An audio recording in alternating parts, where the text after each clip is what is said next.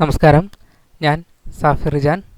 എല്ലാ കൂട്ടുകാർക്കും സാഫിർ റിജാൻ EX എന്ന യൂട്യൂബ് ചാനലിലേക്ക് സ്വാഗതം. നമ്മുടെ പീച്ച്ട്രീ എന്ന അക്കൗണ്ടിംഗ് സോഫ്റ്റ്വെയറിനെ കുറിച്ചാണ് പറയുന്നത്. അപ്പോൾ ഇതിൽ നമ്മൾ ചാർട്ട് ഓഫ് അക്കൗണ്ട്സുകൾ എങ്ങനെ ക്രിയേറ്റ് ചെയ്യാം അതിനെക്കുറിച്ചുള്ള ഭാഗമാണ് നമ്മൾ കണ്ടിന്യൂ ആയിട്ട് പറഞ്ഞുകൊണ്ടിരിക്കുന്നത്. അപ്പോൾ കഴിഞ്ഞ ക്ലാസ്സിൽ നമ്മൾ ചാർട്ട് ഓഫ് അക്കൗണ്ട്സിൻ്റെ ഗ്രൂപ്പുകൾ, അതായത് നമ്മൾ എന്തെല്ലാം അക്കൗണ്ടുകളാണോ നമ്മൾ ക്രിയേറ്റ് ചെയ്യുന്നത്, ആ ക്രിയേറ്റ് ചെയ്യാൻ ആവശ്യമായ അക്കൗണ്ടുകളുടെ ഗ്രൂപ്പുകൾ ഏതൊക്കെയാണെന്നുള്ളതാണ് നമ്മൾ ചർച്ച ചെയ്തത്. ഇനി പറയാൻ പോകുന്നത് എങ്ങനെയാണ് നമ്മൾ പ്രാക്ടിക്കലായിട്ട് ചെയ്യാമെന്നുള്ളതിനെ കുറിച്ചാണ്. അതായത് ചാർട്ട് ഓഫ് അക്കൗണ്ട്സ് എങ്ങനെയാണ് ക്രിയേറ്റ് ചെയ്യുക, അതായത് ലെഡ്ജർ അക്കൗണ്ടുകൾ എങ്ങനെയാണ് ക്രിയേറ്റ് ചെയ്യാമെന്നുള്ളത്. ഓക്കെ, അപ്പോൾ ഇത് നിങ്ങൾ കഴിഞ്ഞ ക്ലാസ്സിന് നിങ്ങൾ എഴുതിയെടുത്തിട്ടുണ്ടാവും എന്നുള്ളത് ഞാൻ വിശ്വസിക്കുന്നു. അങ്ങനെ നമുക്ക് അടുത്തതായിട്ട് പറയാം. ഓക്കെ, അപ്പോൾ നമ്മൾ ലെഡ്ജറുകൾ ക്രിയേറ്റ് ചെയ്യേണ്ട സ്റ്റെപ്പുകളാണ് ഞാൻ ഇവിടെ തന്നിട്ടുള്ളത്. സ്റ്റെപ്പ് 1 തന്നിട്ടുള്ളത് മെയിൻറ്റെയിൻ മെനുവിൽ പോവുക, ചാർട്ട് ഓഫ് അക്കൗണ്ട് എടുക്കുക, അതിൽ നമ്മൾ അക്കൗണ്ടുകൾ ക്രിയേറ്റ് ആണ് ചെയ്യേണ്ടത്. അപ്പോൾ ഞാൻ ജസ്റ്റ് എന്ത് ചെയ്യണം, പീച്ച്ട്രീ എടുക്കുകയാണ്. പീച്ച്ട്രീ ഞാൻ ഓപ്പൺ ചെയ്തു. നമ്മൾ ചെയ്യേണ്ടത് ലെഡ്ജറുകൾ ക്രിയേറ്റ് ചെയ്യേണ്ടത് നമ്മൾ മുകളിൽ കാണുന്ന മെനുവിൽ മെയിൻറ്റെയിൻ എന്ന് പറയുന്ന ഒരു ഭാഗം ഉണ്ടാവും. ഈ മെയിൻറ്റെയിൻ എന്ന് പറയുന്ന ഈ മെനുവിൽ എടുക്കുക. ആ മെനുവിലുണ്ടാവും ചാർട്ട് ഓഫ് അക്കൗണ്ട്സ് എന്ന് പറയുന്ന ഓപ്ഷൻ. അപ്പോൾ മെയിൻറ്റെയിനിൽ ചാർട്ട് ഓഫ് അക്കൗണ്ട്സ് ഞാൻ എടുത്തു. ചാർട്ട് ഓഫ് അക്കൗണ്ട്സ് എടുക്കുമ്പോൾ നമുക്ക് ഓപ്പണായി വരുന്ന ഇങ്ങനെ ഒരു വിൻഡോ ആയിരിക്കും. ഓക്കെ, ഇതിപ്പോൾ ഞാൻ എന്ത് ചെയ്തു, മാക്സിമം ചെയ്തു. ഓക്കെ, ജസ്റ്റ് എന്ത് ചെയ്യുക, ഒന്നുകൂടി വേണമെങ്കിൽ വിൻഡോ ചെറുതാക്കണം എന്നുണ്ടെങ്കിൽ ഓക്കെ ചെറുതാക്കുക. അപ്പോൾ നിങ്ങൾക്ക് പെട്ടെന്ന് മനസ്സിലാകാൻ വേണ്ടി ഞാൻ ജസ്റ്റ് എന്താണ് ഈ വിൻഡോ ഇങ്ങനെ കാണിക്കണം. നമ്മൾ ശ്രദ്ധിക്കേണ്ട ഇത്രയേ ഉള്ളൂ. ആദ്യം നമ്മോട് ചോദിക്കുന്നത് അക്കൗണ്ട് ID ആണ്. അക്കൗണ്ട് ID എന്ന് പറയുന്നത് നമ്മൾ എന്ത് അക്കൗണ്ട് ആണോ ക്രിയേറ്റ് ചെയ്യുന്നത്, ആ ക്രിയേറ്റ് ചെയ്യുന്ന അക്കൗണ്ടിന് ഒരു ID കൊടുക്കണം. ഒരു ID എന്ന് പറയുമ്പോൾ ഒന്നെങ്കിൽ ലെറ്റർ ആവാം അല്ലെങ്കിൽ നമ്പർ ആവാം. അപ്പോൾ ഞാൻ തൽക്കാലം നമ്പർ കൊടുത്തു, 1 എന്ന് പറഞ്ഞിട്ട് കൊടുത്തു. അപ്പോൾ എനിക്കിത് ഇങ്ങനെ കണ്ടിന്യൂ ആയിട്ട് കൊണ്ടുപോയാൽ മതി അല്ലേ, 1 2 3 വെച്ചിട്ട് ഇങ്ങനെ പോയി കഴിഞ്ഞാൽ മതി. ഓക്കെ, അപ്പോൾ ഞാൻ 1 കൊടുത്തു. ഞാൻ ഫസ്റ്റ് ക്രിയേറ്റ് ചെയ്യുന്നത് ഒരു ക്യാപിറ്റലിനെയാണ്. അപ്പോൾ ഞാൻ ജസ്റ്റ് അരുൺ ക്യാപിറ്റൽ എന്ന് പറഞ്ഞിട്ട് കൊടുത്തു. Arun's capital. Okay, Arun's capital എന്ന് പറഞ്ഞ് ടൈപ്പ് ചെയ്ത് കൊടുത്താൽ അക്കൗണ്ട് ടൈപ്പ് എന്നുള്ളതാണ് അതിന് ശേഷം ചോദിക്കുന്നത്. അക്കൗണ്ട് ടൈപ്പ് എന്നുള്ളിടത്ത് നമ്മൾ കൊടുക്കാം. എന്താണ് അക്കൗണ്ട് ടൈപ്പ് എന്നുള്ളിടത്ത് നമ്മൾ കൊടുക്കാം, അതിൻ്റെ അണ്ടറാണ്. അപ്പോൾ നമ്മൾ പറഞ്ഞിരുന്നു നേരത്തെ, എന്താണ് നമ്മൾ നേരത്തെ പറഞ്ഞിരുന്നത്, ക്യാപിറ്റലിൻ്റെ അണ്ടർ ഒരു ക്യാപിറ്റൽ ഫസ്റ്റ് കൊടുക്കുന്ന ക്യാപിറ്റലിന് നമ്മൾ അണ്ടർ കൊടുക്കേണ്ടത് ഇക്വിറ്റി റിട്ടേൺഡ് ഏർണിങ്സ് ആണ്.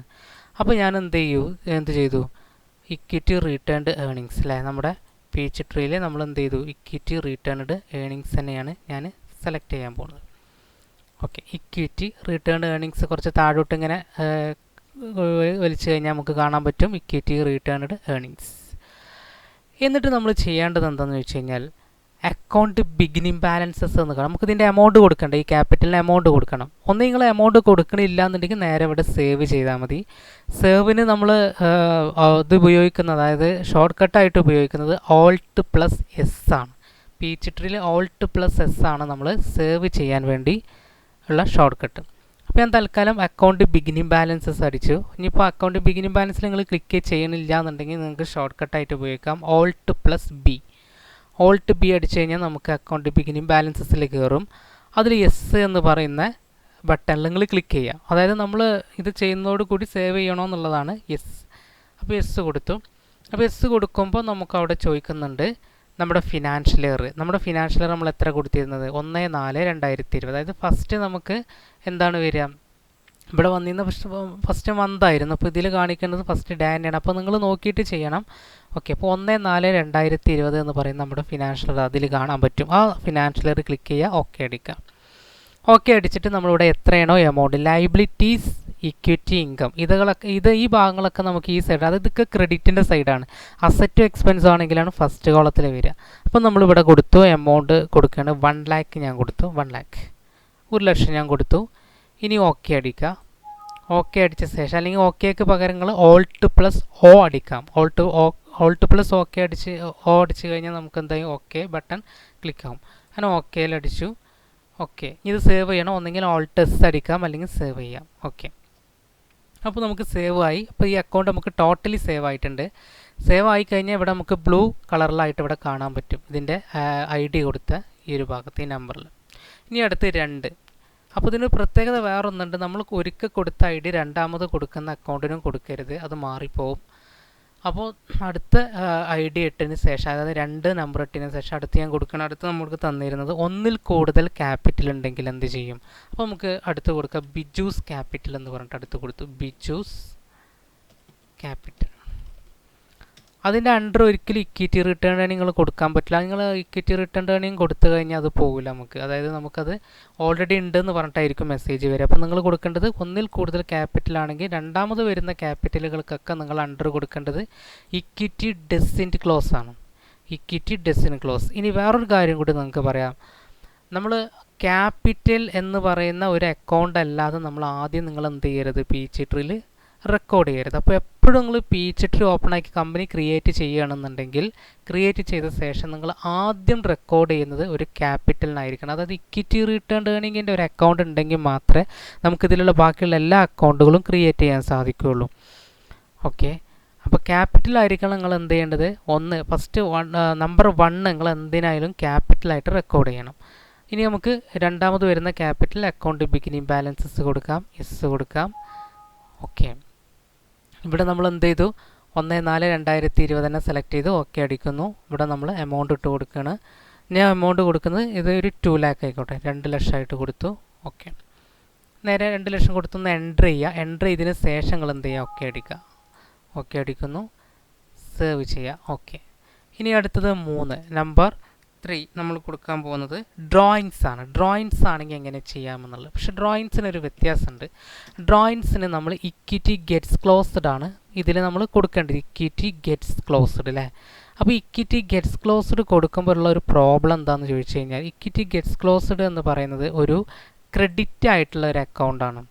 ഓക്കെ, ക്രെഡിറ്റ് ആയിട്ടുള്ള അക്കൗണ്ട് എന്ന് പറയുമ്പോൾ നമുക്ക് ഈ ഡ്രോയിങ്സ് എപ്പോഴും ഡെബിറ്റ് അക്കൗണ്ടാണ്. അപ്പോൾ ഡ്രോയിങ്സ് നമുക്ക് ക്യാപിറ്റലിൽ നിന്ന് മൈനസ് ആവണമെന്നുണ്ടെങ്കിൽ ഇത് ഡെബിറ്റ് ആയിട്ട് വരണം. അപ്പോൾ ഡെബിറ്റ് ആയിട്ട് വരണമെന്നുണ്ടെങ്കിൽ നമുക്ക് ഇതിനെ മൈനസ് എമൗണ്ട് ആയിട്ട് കൊടുക്കണം. അതായത് അക്കൗണ്ട് ബിഗിനിങ് ബാലൻസസിൽ പോവാം, എസ് കൊടുക്കാം. എസ് കൊടുത്തിട്ട് നമ്മൾ എന്ത് ചെയ്തു, നമ്മുടെ ഫിനാൻഷ്യൽ സെലക്ട് ചെയ്തു ഓക്കെ അടിക്കുന്നു. എമൗണ്ട് ഇട്ട് കൊടുക്കുമ്പോൾ ഡ്രോയിങ്സിൻ്റെ എമൗണ്ട് ഇട്ട് കൊടുക്കുമ്പോൾ മൈനസ് ചേർത്തിട്ട് വേണം നിങ്ങൾ കൊടുക്കുക. അപ്പോൾ ഞാൻ കൊടുക്കണം -25,000 എന്ന് പറഞ്ഞ് കൊടുത്തു. അപ്പോഴേ ക്യാപിറ്റൽ നമുക്കത് മൈനസ് ആയിട്ട് പോവുള്ളൂ, എന്ന് വെച്ചാൽ ഡെബിറ്റ് സൈഡിൽ വരുള്ളൂ. ഓക്കെ, അപ്പോൾ നമ്മൾ സേവ് ചെയ്തു. ഓക്കെ, ഇനി അടുത്തത് നമ്പർ 4 ആയിട്ട് ഞാൻ കൊടുക്കുന്നത് സൺട്രി ക്രെഡിറ്റേഴ്സ് ആണ്. സൺട്രി ക്രെഡിറ്റേഴ്സ് പറഞ്ഞാൽ നമ്മുടെ അക്കൗണ്ട് പായബിൾ ആയിട്ട് വരും. സൺട്രി ക്രെഡിറ്റേഴ്സ് ആർക്കൊക്കെയാണ് നമ്മൾ പണം കൊടുക്കാനുള്ളത്, അവരുടെ ഒരു പൊതുവേ ഉള്ളൊരു അക്കൗണ്ടാണ് സൺട്രി ക്രെഡിറ്റേഴ്സ് നമ്മൾ പഠിച്ചിട്ടുണ്ട്. അതിന് അണ്ടർ കൊടുക്കേണ്ടത് ഇക്വിറ്റി ഗെറ്റ്സ് അതിന് അണ്ടർ കൊടുക്കേണ്ടത് അക്കൗണ്ട് പായബിൾ ആണ്. അക്കൗണ്ട് പായബിൾ കൊടുത്ത ശേഷം അക്കൗണ്ട് ബിഗിനിങ് ബാലൻസസിൽ വരിക. ബിഗിനിങ് ബാലൻസസിൽ വന്നിട്ട് എസ് കൊടുക്കാം. അതിൽ 1/4/2020 സെലക്ട് ചെയ്ത് ഓക്കെ കൊടുത്തു.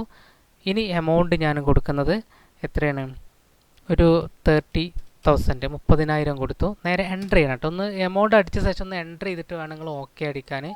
ഓക്കെ അടിക്കുന്നു, ഓക്കെ അടിക്കുക, സേവ് അടിക്കുന്നു. ഇനി അടുത്തത് 5 സൺട്രി ഡെപ്റ്റേഴ്സ് എന്ന് പറഞ്ഞിട്ടാണ് ഞാൻ കൊടുക്കുന്നത്. സൺട്രി ഡെപ്റ്റേഴ്സിൻ്റെ അക്കൗണ്ട് റിസീവബിൾ ആണ്. സൺട്രി ഡെപ്റ്റേഴ്സിൻ്റെ അണ്ടർ അക്കൗണ്ട് റിസീവബിൾ. ഒരു പക്ഷേ നിങ്ങൾക്ക് അക്കൗണ്ട് ബിഗിനിങ്സ് ബാലൻസസിൽ പോവാതെ നേരിട്ട് ഇവിടുന്ന് സേവ് ചെയ്യാൻ പറ്റും. അങ്ങനെ സേവ് ചെയ്യണമെങ്കിൽ നിങ്ങൾക്ക് എല്ലാ അക്കൗണ്ടുകളും ഇവിടെ അണ്ടർ മാറാതെ നിങ്ങൾ എന്ത് ചെയ്യുക, സേവ് ചെയ്തിട്ട് ഒന്നിച്ച് വന്നിട്ട് നിങ്ങൾക്ക് എന്ത് ചെയ്യാം, അക്കൗണ്ട് ബിഗിനിങ് ബാലൻസസിൽ ഒരുമിച്ച് എമൗണ്ട് കൊടുക്കാം. ഓരോന്നിൻ്റെ എമൗണ്ട് എത്രയാണെന്നുള്ളത് ഞാൻ അങ്ങനെ കൊടുക്കുന്നത് എങ്ങനെയാണെന്നുള്ളത് മനസ്സിലാക്കി തരാം. 5 ഇവിടെ കൊടുത്തു. ഇനി 6ാമതായിട്ട് ഞാൻ കൊടുക്കാൻ പോകുന്നത് പിന്നെ ക്യാഷ് ബാങ്ക് ഇതിനൊക്കെയാണ്. അപ്പോൾ ഞാൻ ക്യാഷ് എന്ന് കൊടുത്തു. ക്യാഷിൻ്റെ അണ്ടറായിട്ട് വരിക നമുക്ക് ക്യാഷ് തന്നെയാണ് വരിക. ക്യാഷിൻ്റെ അണ്ടർ ക്യാഷ് ഞാൻ ഇവിടെ നേരിട്ട് സേവ് ചെയ്തു. ഇനി 7 ബാങ്കായിട്ടാണ് ഞാൻ കൊടുക്കുന്നത്. ബാങ്കറും ബാങ്കിൻ്റെ പേരാവാം എന്താവാം. അപ്പോൾ അതിൻ്റെ അണ്ടറും നമുക്ക് കൊടുക്കേണ്ടത് ക്യാഷ് തന്നെയാണ്. അപ്പോൾ ബാങ്കും ക്യാഷും ഒരേ അണ്ടറിൽ വേണം നിങ്ങൾ കാണിക്കാൻ. ഇനി അടുത്തത് പർച്ചേസ് ആണ്. നമുക്ക് 8 പർച്ചേസിൻ്റെ എമൗണ്ട് എങ്ങനെ കൊടുക്കാൻ നോക്കാം.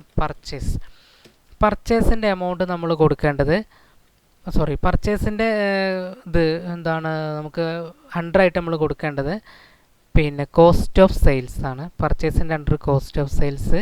അതുപോലെ തന്നെയാണ് 9 നമ്മൾ കൊടുക്കേണ്ടത് സെയിൽസ് ആണെന്ന് കരുതുക. സെയിൽസിൻ്റെ under income. Sales under income കൊടുത്തു. ഓക്കെ, സേവ് ചെയ്തു. ഇനി 10 ഞാൻ കൊടുക്കുന്നത് സെയിൽസ് റിട്ടേണും പർച്ചേസ് റിട്ടേണും ആണെങ്കിൽ സെയിൽസ് റിട്ടേണും purchase return sales return okay sales റിട്ടേണിൻ്റെ അണ്ടർ നിങ്ങൾ കൊടുക്കണം. നിങ്ങൾ എന്താണോ സെയിലിന് അണ്ടർ കൊടുത്തത് അത് തന്നെ നിങ്ങൾ എന്ത് ചെയ്യേണ്ടത് സെയിൽസ് റിട്ടേണും കൊടുക്കേണ്ടത്.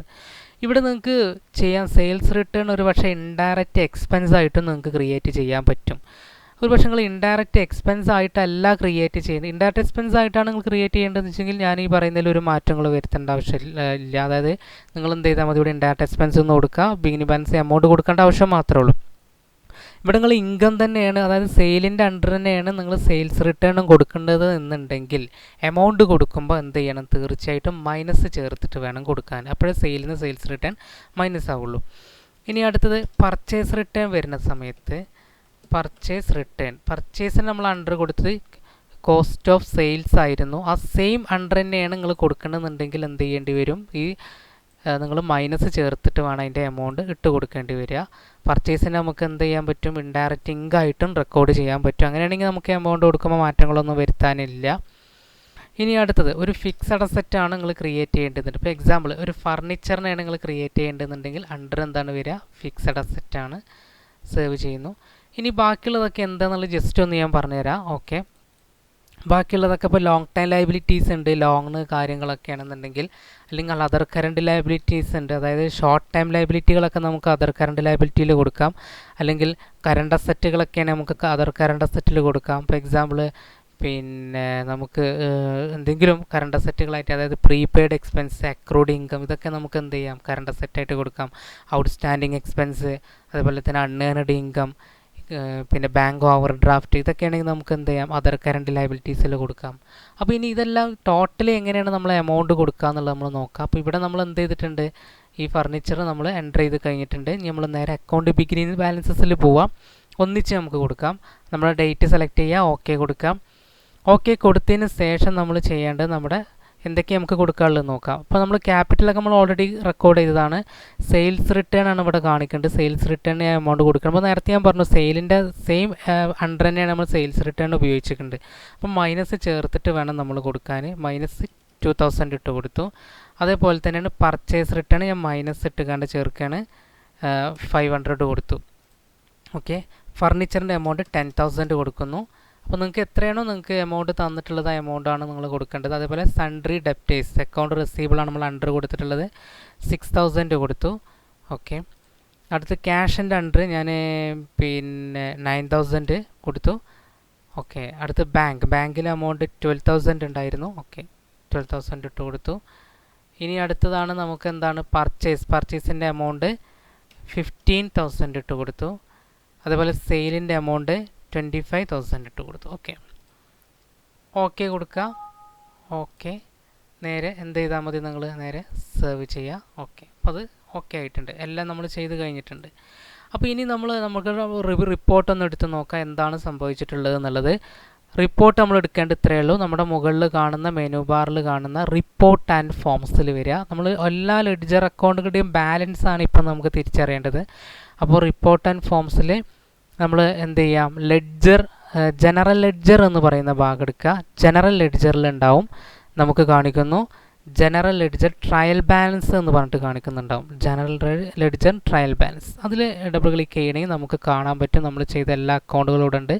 അപ്പോൾ ഡെബിറ്റ് സൈഡും ക്രെഡിറ്റ് സൈഡും ആയിട്ട് വന്നിട്ടുണ്ട് നമ്മുടെ അക്കൗണ്ടുകളൊക്കെ. പക്ഷെ അതിൽ ഡെബിറ്റ് സൈഡിൽ നമുക്ക് എന്തുണ്ട്, 2,86,500 ഒരു കുറവാണ് കാണേണ്ടത്. അതായത് ഇവിടെ നമുക്ക് 3,55,500 കിട്ടുന്നുണ്ടെങ്കിൽ ഈ ഭാഗത്ത് ശരിക്കും നമുക്ക് ഇത്രയും കുറവുണ്ട് എന്നാണ്. അപ്പോൾ ഇത് നമുക്ക് എന്താക്കി മാറ്റാം, സ്റ്റോക്കായിട്ട് ക്രിയേറ്റ് ചെയ്യാം. സ്റ്റോക്കിന് നമുക്ക് തന്നിട്ടുണ്ടെങ്കിൽ സ്റ്റോക്ക് നമ്മൾ സാധാരണ ഒഴിവാക്കി വിടാറായിരുന്നു ടാലിയിൽ. നമുക്കിത് സ്റ്റോക്കുമായിട്ട് കണക്ട് ചെയ്യില്ല. നമുക്ക് സ്റ്റോക്ക് ഇതിൽ എന്ത് ചെയ്യേണ്ടി വരും, ലെഡ്ജറായിട്ട് ക്രിയേറ്റ് ചെയ്താലും നമുക്ക് എന്ത് ചെയ്യേണ്ടി വരും, സ്റ്റോക്ക് വേറെ ക്രിയേറ്റ് ചെയ്യേണ്ടി വരും.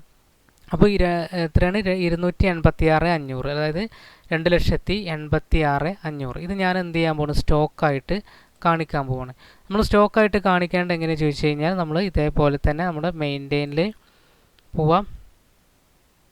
ചാർട്ട് ഓഫ് അക്കൗണ്ട്സ് എടുക്കുന്നു. ചാർട്ട് ഓഫ് അക്കൗണ്ട്സിൽ നമ്മൾ 13 ഞാൻ ഇൻവെൻട്രി ഇറങ്ങാണ്ട് കാണിക്കുകയാണ്. ഇൻവെൻട്രി അല്ലെങ്കിൽ സ്റ്റോക്ക് എന്ന് പറഞ്ഞിട്ട് കൊടുക്കാം. സ്റ്റോക്കിൻ്റെ അണ്ടർ നമ്മൾ കൊടുക്കേണ്ടത് ഇൻവെൻട്രി ആണ്. ഇൻവെൻട്രി എന്ന് പറഞ്ഞ് കൊടുക്കുന്നു. അക്കൗണ്ട് ബിഗിനിങ് ബാലൻസസിൽ വരിക. ഓക്കെ, നമ്മുടെ ഡേറ്റ് സെലക്ട് ചെയ്ത ശേഷം നമ്മുടെ ഇവിടെ കൊടുക്കുകയാണ് എന്താണ്. ഓക്കെ, നമ്മൾ 13 ക്രിയേറ്റ് ചെയ്തിരുന്നത്.